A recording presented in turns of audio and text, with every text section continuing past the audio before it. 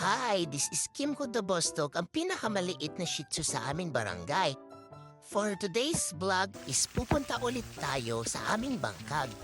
Sa araw na to ay anihan ng mais, kaya pupuntahan natin ang aking papahay kasi nagpapaani siya ng mais. At ayun nga guys, nandito na kami sa bangkag. Teka, silipin natin ang dada ko kung asan siya. Abo, nagsipagsipagan ng dada ko. Ano kayang nakain niya at ipapakain ko ulit yung ganong pagkain sa kanya? Ito namang si Mami, walang ibang ginawa kundi bisitin yung dada ko. Happy yan, Mami? Wow, alaga po yan ng papakay ko. At ayan na nga, magsusunog na sila ng mga winarisan nila. Ang init nang nagsunog pa, pambihirang buhay ito tama na yan, diligan ko yan didiligan ko yan.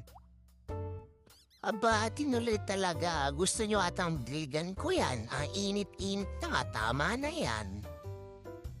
Itong dada ko latang kapaguran, nagsibak pa ng kahoy. Marunong ka pala magsibak, dada?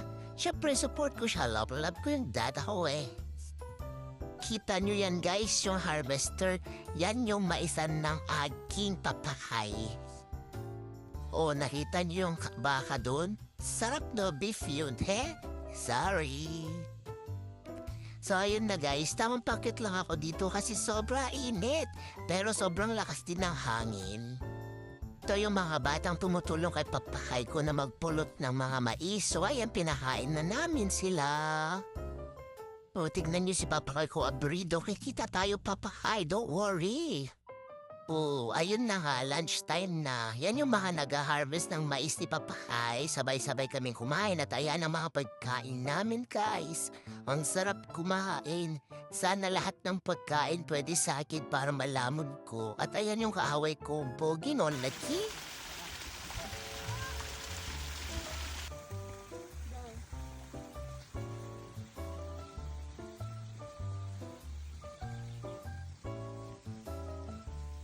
As usual, pagkatapos kumain at nabusog, syempre matutulog.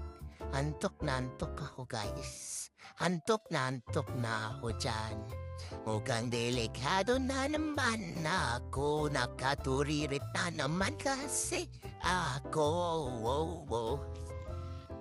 At ayun na nga yung sinasabi ko. Ayan na, hinihili na ako ng dada ko. Matutulog na ako, huwag kayong maingay. Ngangat-ngatin ko kayo. Kita nyo yan? Kita yung ngipin ko? Matakot kayo, nanggangat-ngat ako kahit tulog. Ayan na nga yung sinasabi ko sa inyo. Huwag niyong ipakita yung kapugihan ko pag natutulog ako. Kita nyo yan? Pinakita ng mami ko dito sa video na to yung kapugihan ko. Oh, secret lang natin yan ha. O, samahan nyo akong magduyan. Iniwan talaga ako sa duyan mag-isa. Pero ang sarap sa pakiramdam. So ayun lang guys. See you next vlog. Please like, follow, and share to keep you posted. Bye-bye!